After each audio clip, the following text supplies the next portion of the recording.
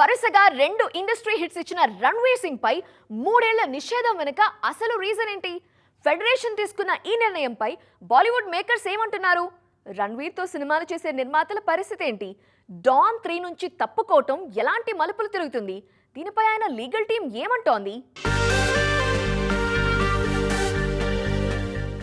దురంధర్ ఫ్రాంచైజీతో 4 నెలల గ్యాప్లోనే 3,000 కోట్లు వసూలు చేసి 2 ఇండస్ట్రీస్ హిట్స్ ఇచ్చారు రణ్వీర్ సింగ్. ఇదేమంత చిన్న రికార్డ్ కాదు. ఇలాంటి సమయంలో federation of western India cine employees ఈ హీరోపై 3 ఏళ్ల నిషేధం విధించడం సంచలనంగా మారింది. ఈ నిబంధనల ప్రకారం ఏ దర్శక నిర్మాత రణ్వీర్తో పనిచేయడానికి వీల్లేదు. ఫర్హాన్ అఖ్తర్ తెరకెక్కిస్తున్న డాన్ 3 నుంచి రణ్వీర్ అర్ధాంతరంగా తప్పుకోవడంతో వివాదం మొదలైంది. దీనివల్ల నిర్మాణ సంస్థకు 45 కోట్ల రూపాయల నష్టం వచ్చినట్లు ఫెడరేషన్ తెలిపింది. Pre production works, technical team, advance, actors remuneration కోసం పెట్టిన ఖర్చంతా వృధా కావడంతోనే రణ్వీర్ సింగ్ పై ఈ కఠిన నిర్ణయం తీసుకున్నారు. గతంలో హేరాపేరి 3 టైంలో పరేష్ రావల్ ఇలాగే సినిమా మధ్యలోంచి తప్పుకుంటే నష్టపరిహారం కింద డబ్బులిచ్చి మ్యాటర్ సెటిల్ చేశారు. మరి రణ్వీర్ ని ఎందుకు బ్యాన్ చేశారనేది ఫ్యాన్స్ ప్రశ్న.